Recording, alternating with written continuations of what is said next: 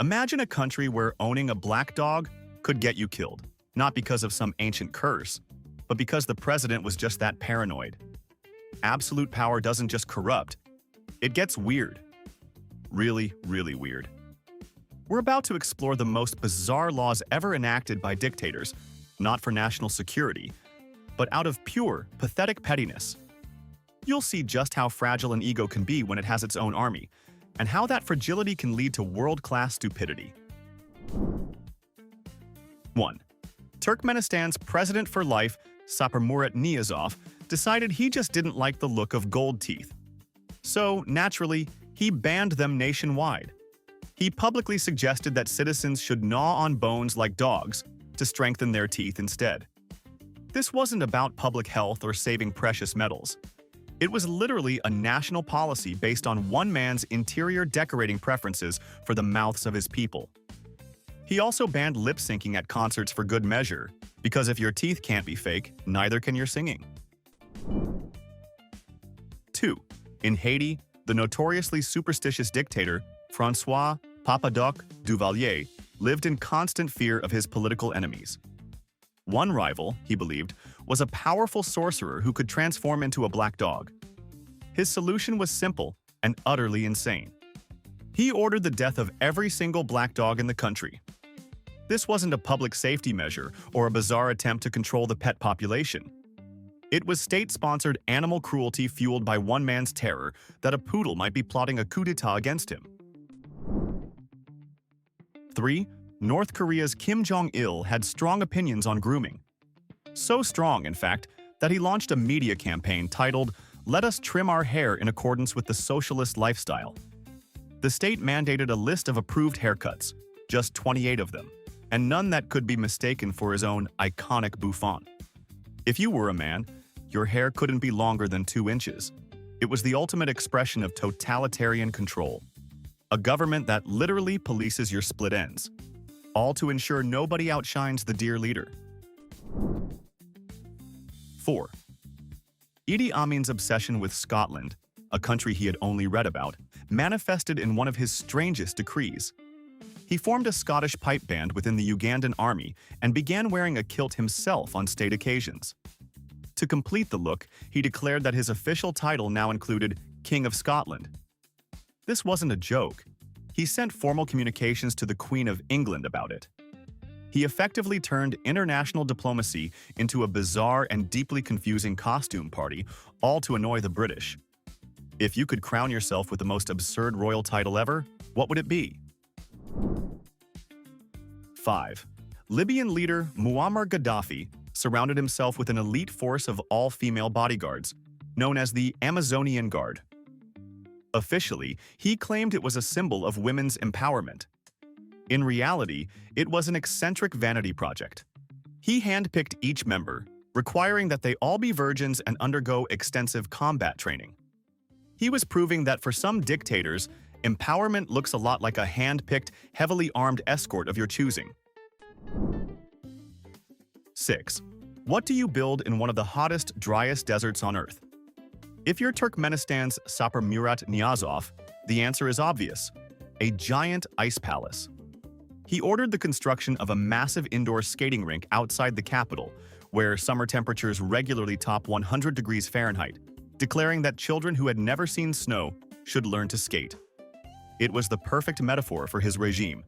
A ridiculously expensive, environmentally insane project that served no purpose other than to satisfy the bizarre whim of one man. 7. In most countries, losing your job is the punishment. In Alexander Lukashenko's Belarus, it was just the beginning. He enacted a law officially known as the Tax on Social Parasites, which fined unemployed citizens for not contributing to the state economy. If you were jobless for more than 6 months, you literally received a bill from the government for your idleness.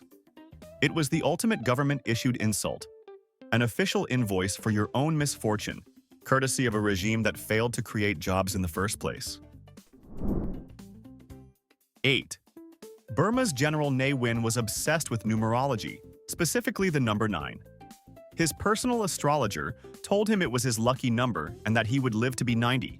To align the entire country with his personal superstition, He issued a decree invalidating all currency notes that weren't divisible by 9. In an instant, 80% of the country's cash became worthless paper. He completely destroyed the nation's economy overnight, not for any economic reason, but because his magic number told him to. This is what happens when you let a fortune cookie write fiscal policy. What's the craziest superstition you know that could actually ruin a whole country if turned into law? 9. North Korea's Kim Jong-il was a fanatical film buff, but deeply unsatisfied with his country's cinematic output. His solution wasn't to fund a film school, it was to commit international abduction. In 1978, his agents kidnapped South Korea's most famous actress and her ex-husband, a celebrated director. The pair were held for years and forced to make movies for the regime, including a bizarre communist Godzilla knockoff. It remains the only known instance of a state-sponsored kidnapping committed for the sake of improving a film's production values. 10. Political power wasn't enough for Haiti's Papa Doc Duvalier. He demanded divine worship. In a breathtaking act of blasphemy, he officially rewrote the Lord's Prayer to deify himself, forcing schoolchildren across the nation to recite it. The new version began, "Our Doc, who art in the national palace for life, hallowed be thy name." It was driven by an insecurity so profound that he tried to replace God with a state-issued portrait of himself. He didn't just want to be respected, he demanded to be prayed to, proving that for some dictators, omnipotence is the bare minimum. 11. In Khmer Rouge, Cambodia, Pol Pot didn't just eliminate political rivals, he targeted anyone who looked smart. His primary evidence? They wore glasses. The regime equated poor eyesight with reading, and reading with treason. Thousands were executed for nothing more than being nearsighted. It was a war on knowledge so absurd and terrifying. The only thing more dangerous than reading a book was looking like you could. 12. China's Mao Zedong declared war on an unusual enemy, the sparrow. Convinced they were eating too much grain, he launched the Four Pests campaign to exterminate them. The nation succeeded, killing hundreds of millions of sparrows. The problem? Sparrows also eat insects. The following year, the locust population exploded, devouring crops and contributing to a famine that killed tens of millions. It was a stunning lesson in ecology, taught by a man who couldn't tell the difference between a pest and pest control. If dictators today declared war on one animal, which one would they pick first? 13. In the Dominican Republic, military promotions weren't based on merit.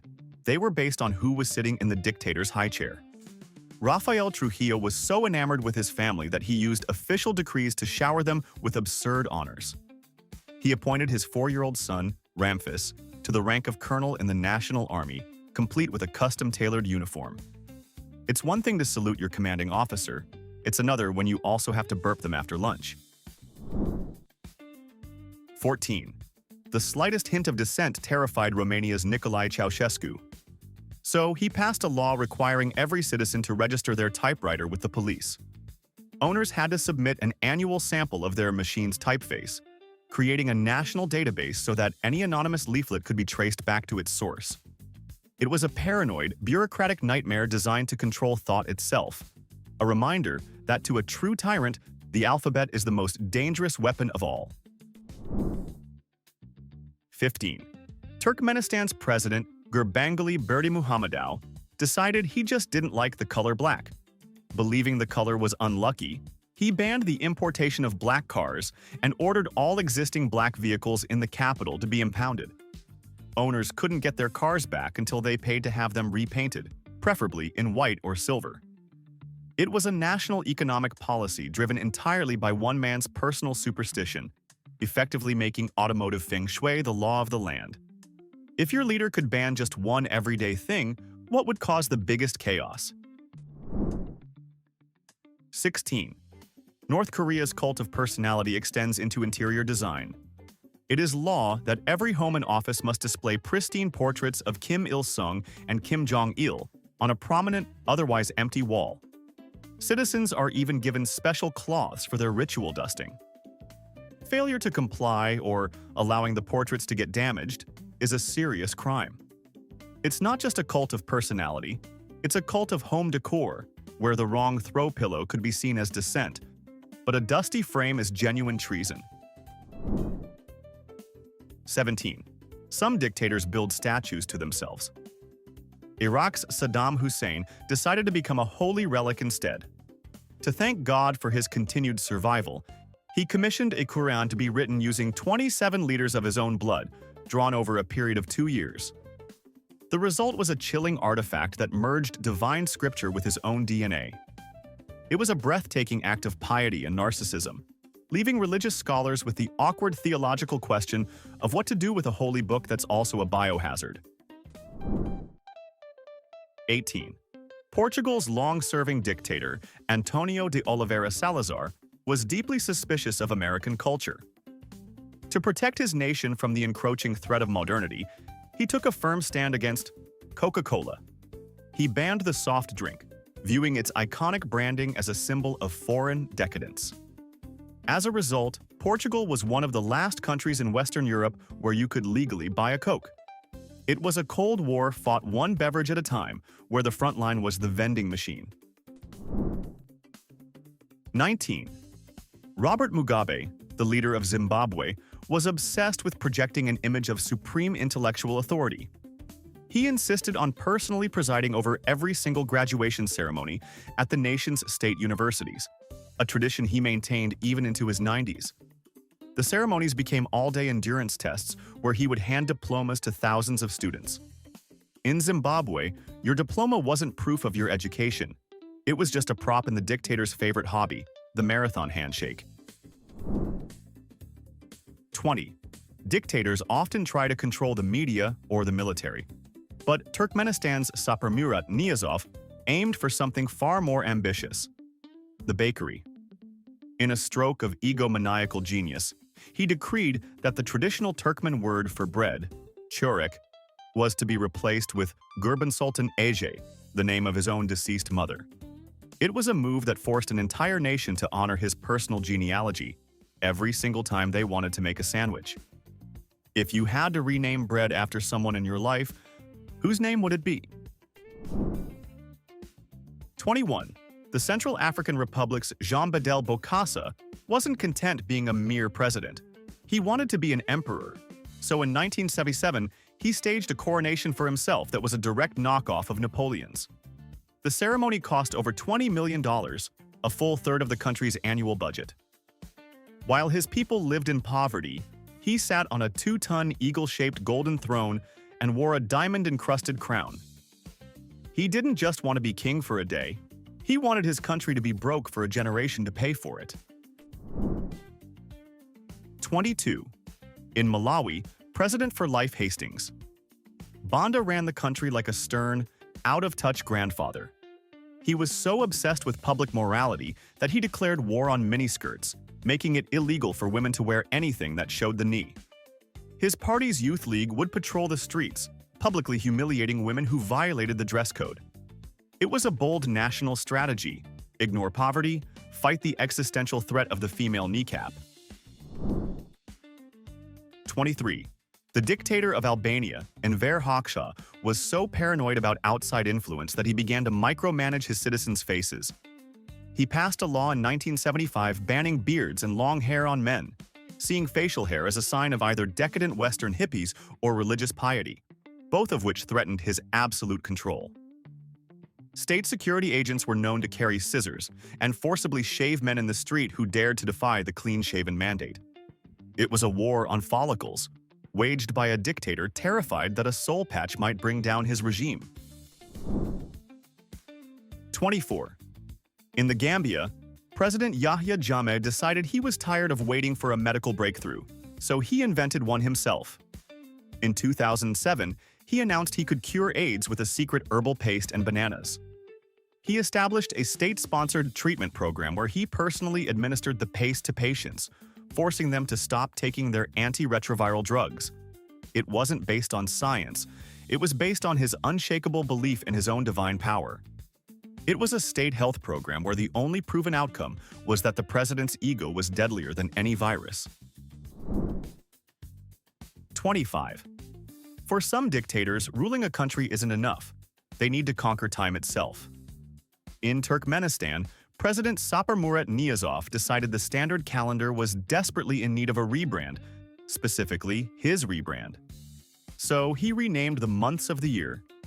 January became Turkmenbashi, his own title meaning leader of the Turkmen. April was renamed after his mother. September was named after a book he wrote. It was a level of narcissism so profound that every time you checked the date, you were forced to pay tribute to his ego. 26. The dictator of the Dominican Republic, Rafael Trujillo, wanted his daughter's wedding to be a national event. So, he created a law requiring every government employee to voluntarily donate 10% of their salary to cover the wedding expenses. It was the kind of wedding invitation you couldn't decline, mostly because the secret police was in charge of collecting the RSVPs. 27. Romania's Nicolae Ceausescu didn't want a presidential palace. He wanted a monument to his own ego that would blot out the sun. To build his Palace of the People, he ordered the demolition of an entire historic district of Bucharest, wiping out monasteries, churches, and thousands of homes. The resulting building is the heaviest in the world, a monstrosity of marble and crystal with over 1,000 rooms. He bankrupted his country to build a house so big that he and his wife could only ever live in a tiny fraction of it.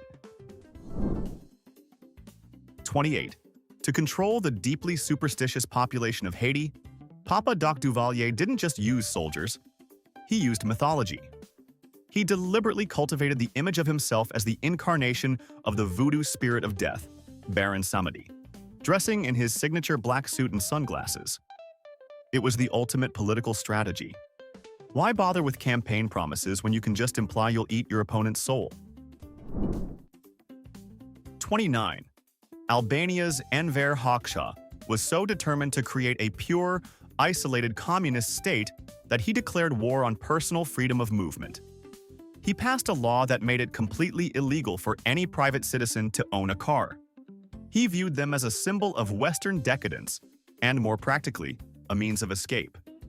The only vehicles on the road belonged to the state. He effectively outlawed the entire concept of a road trip, turning his country into a nation of pedestrians and bicyclists, all to ensure no one could ever drive away from his perfect utopia. 30. If an art form bored Turkmenistan's President Sapar Murat Niyazov, he didn't just ignore it, he erased it. After attending a performance, he decided that opera and ballet were simply not in the blood of his people, and frankly, a bit confusing. So instead of just skipping the next show, he banned both art forms entirely. He shut down the National Opera and Ballet Theater, firing hundreds of artists overnight. It was the ultimate act of cultural vandalism, all because one man couldn't be bothered to appreciate a plie or an aria. 31. The first president of Equatorial Guinea, Francisco Macias Nguema, was so deeply insecure about his own lack of education that he banned the word intellectual. He didn't just dislike smart people, he outlawed the very concept of them. He closed national universities, executed educated citizens, and created a state where critical thinking was a capital offense. It's a chilling reminder that the dumbest person in the room is often the one most afraid of intelligence, and sometimes they're the one in charge. 32. For his wife Imelda's birthday, Philippine President Ferdinand Marcos decided to go big. He built her the San Juanico Bridge, a multi-billion-dollar structure connecting to her sparsely populated home province. With almost no economic justification, the country's taxpayers funded a monumental testimonial to love that served little purpose beyond vanity. It remains one of history's most expensive and useless birthday cards, paid for by people who definitely weren't invited to the party. What's the most over-the-top birthday gift you've ever seen or heard of? 33. In Romania, the pettiness wasn't limited to the dictator, it was a family affair. Nicolae Ceausescu's wife, Elena, was hailed by the state as a world-renowned scientist in chemistry, despite being barely literate in the subject. To uphold this charade, she forced the country's actual top scientists to write research papers and books which were then published under her name. It wasn't enough to have an honorary degree. She wanted an entire scientific career, and she was willing to plagiarize a nation's intellectual output to get it. It was the ultimate academic achievement, a PhD awarded by the secret police. 34. Idi Amin of Uganda harbored a deep resentment for his former colonial rulers. In 1975, as Britain faced economic struggles, he saw his chance for the ultimate petty revenge.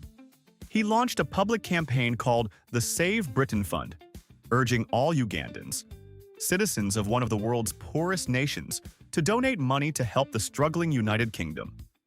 It was a farcical publicity stunt designed purely to humiliate the British, a diplomatic prank paid for with the pennies of people who could barely afford to eat.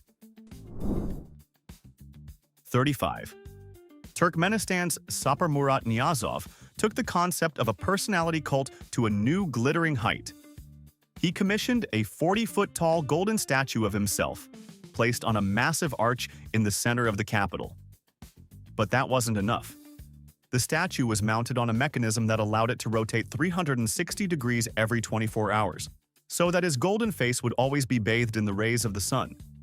It was an engineering marvel of narcissism, ensuring that even the sun was legally required to start and end its day by looking at him. 36. To boost her country's global prestige, Imelda Marcos, the First Lady of the Philippines, decided to host a world-class international film festival. To house it, she ordered the construction of the Manila Film Center, demanding it be built in a record 77 days. The brutal construction schedule led to a catastrophic accident where a floor collapsed, burying dozens of workers in wet concrete. According to witnesses, Imelda ordered the construction to continue without retrieving the bodies. The festival was a commercial and critical flop, but the concrete tomb remains a monument to petty ambition. 37. Enver Hoxha's paranoia turned Albania into the world's first architectural dystopia. Terrified of a foreign invasion that nobody was planning, he launched a massive bunkerization program. He spent a fortune constructing over 173,000 concrete bunkers, dotting them across every corner of the country. The resources could have built hospitals and schools, but instead went into ugly, useless concrete domes, leaving behind a legacy of concrete mushrooms perfect for storage and little else. If your country wasted billions on pointless construction, what would you want it to be instead of bunkers? 38. When Haiti's dictator Papa-Doc Duvalier died, he passed the country to his 19-year-old son, Jean-Claude, also known as Baby Doc. To legitimize this hereditary succession, the new regime held a referendum to confirm him as the new president for life. The official results were a masterclass in absurdity. 2.4 million voted yes, and a statistically impossible 0 voted no. He didn't just inherit the country, he held a national election to prove that literally no one disagreed, turning a democratic process into a national attendance check with only one correct answer. 39.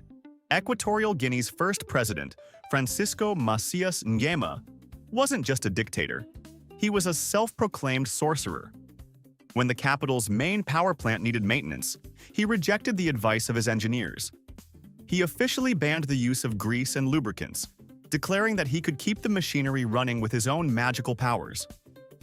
The inevitable happened. The plant seized up and the city plunged into darkness. It was a powerful lesson that while a dictator can rewrite laws, he can't rewrite the laws of friction. 40. Muammar Gaddafi's favorite color was green, the color of his self-proclaimed revolution. He didn't just incorporate it into the flag, he forced it onto every citizen's house. He passed a decree that all front doors in the capital city of Tripoli had to be painted green as a sign of their commitment to his political philosophy. It was a simple, visual, and utterly pointless act of enforced loyalty. It didn't improve the economy or national security. It just turned the entire city into a monotonous, state-sponsored art project, proving your patriotism with a paintbrush. 41. In his quest to create a pure Albanian identity, dictator Enver Hoxha launched a war on names. He passed a decree that outlawed all inappropriate religious or foreign-sounding names that did not align with his vision of the state. Parents were forced to choose from a government-approved list of supposedly pure Illyrian names.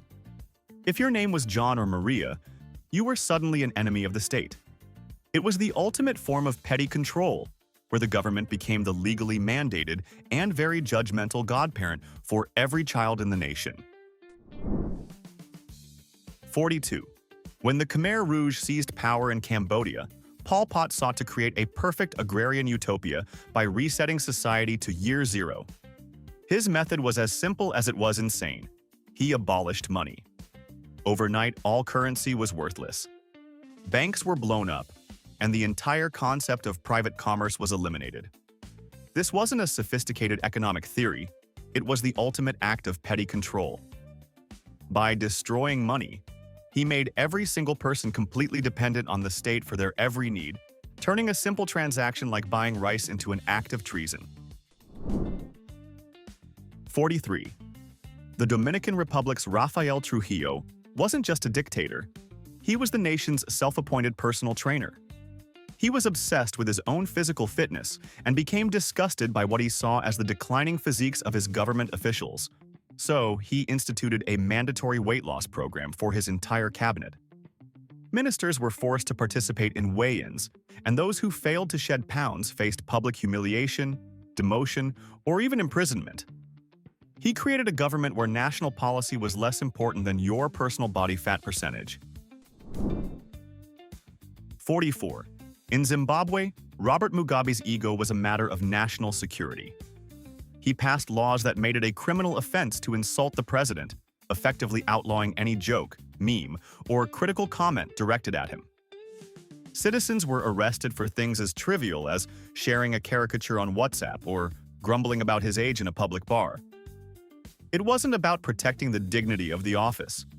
It was about protecting the feelings of one man. He used the full power of the state to create a legally enforced safe space for himself, officially making the president's ego a protected class. 45. Facing severe food shortages caused by his own disastrous policies, Romania's Nicolae Ceausescu came up with a rational eating program. His government created scientific committees to determine the exact number of calories every citizen was legally entitled to consume. It was a bureaucratic masterpiece of absurdity, a complex system for rationing food that didn't exist in the first place. The government scientifically calculated the precise amount of food you weren't going to get. 46. When it came to economic policy, Equatorial Guinea's dictator Francisco Macias Nguema had a simple philosophy: if you can't trust the banks, become the bank. After executing the head of the central bank, he withdrew the entire national treasury. We're talking all of the physical currency. He then had it all moved to his home village and stuffed it into a bamboo hut. This wasn't a sophisticated financial strategy. It was the ultimate act of paranoid micromanagement. Trusting no one, he decided the only safe place for the nation's entire wealth was, quite literally, under his own roof. He effectively replaced the national economy with a personal piggy bank, turning fiscal policy into a trip to a shed in the middle of nowhere. 47. Romanian dictator Nicolae Ceausescu had a deep-seated hatred for rural life, viewing villages as primitive and inefficient. To forcibly modernize the nation, he enacted a policy of systematization. This wasn't a simple development plan. It was a blueprint for destruction. The program called for the demolition of over half of Romania's 13,000 villages, with the inhabitants to be forcibly relocated into soulless concrete apartment blocks. He sought to bulldoze centuries of history and culture, all for the petty reason that he simply didn't like the way the countryside looked. 48. Haiti's Papa Doc. Duvalier didn't just want to be seen as a powerful leader, he wanted to be seen as a supernatural force. He officially declared himself an immaterial being and the very personification of the Haitian nation. This wasn't just a boast, it was part of his official state-sanctioned mythology. It was a brilliant, albeit insane, political move. After all, how can you plot a coup d'etat against a man who has legally declared himself a ghost? 49. Zaire's Mobutu, Sese Seko demanded that the evening news on the state-run television station begin not with the day's events, but with a tribute to him. Every single night, the broadcast opened with a celestial animation of Mobutu's face descending from a cloudy, godlike heaven, beaming down upon his nation. It was a non-negotiable part of the programming schedule. He didn't just want to be the headline. He wanted to be the divine entity from which all news originated. All right, we've gone through 49 points with just one to go. But before we get to our final number, it's time for the final verdict. In our opinion, the award for the most mind-blowingly petty law from today's list goes to Rafael Trujillo for appointing his 4-year-old son as a colonel in the army. Simply because it created a military where the biggest strategic concern was nap time, and the gravest threat to discipline wasn't insubordination, but a temper tantrum over a broken toy. Do you agree with our verdict? Or did another point deserve this dubious honor? Let us know in the comments what you think. And now, for our final number. 50. After the death of Kim Jong-il in 2011, the North Korean regime needed to ensure the entire nation displayed the correct amount of sorrow. So, they made grieving mandatory. For a designated mourning period, anyone who didn't cry enough or whose crying was deemed insufficiently sincere faced severe punishment, including months in a labor camp. State officials patrolled the streets, literally policing people's tears. It is the chilling logical endpoint of totalitarianism. A law that doesn't just control what you do or say, but demands absolute authority over your most private, internal emotions. So, from legislating hairstyles to copywriting hats, we've seen how absolute power doesn't just corrupt, it makes leaders profoundly, dangerously stupid. The pettiness of these dictators reveals a universal truth. The bigger the ego, the more fragile the foundation it's built on. The most terrifying part is how easily a nation can be held hostage by one person's ridiculous insecurities. Imagine you were forced to live under one of these laws. Which one would drive you insane the fastest? Let me know your thoughts below, and if you want more stories about the bizarre side of history, make sure you subscribe.